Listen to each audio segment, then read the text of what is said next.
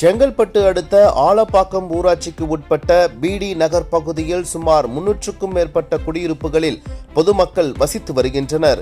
இந்த நிலையில் அப்பகுதியில் சுற்றித் திரியும் தெருநாய்களின் தொல்லை நாளுக்கு நாள் அதிகரித்து வருவதாக பொதுமக்கள் குற்றம் சாட்டுகின்றனர்.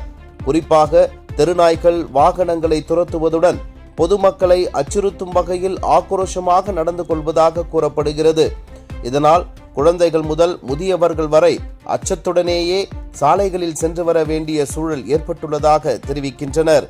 இந்நிலையில் அப்பகுதியில் ஒரு நாயை 5 முதல் 6 தெருநாய்கள் கூட்டமாக சேர்ந்து கடித்து தாக்கிய சம்பவம் பெரும் பரபரப்பை ஏற்படுத்தியுள்ளது.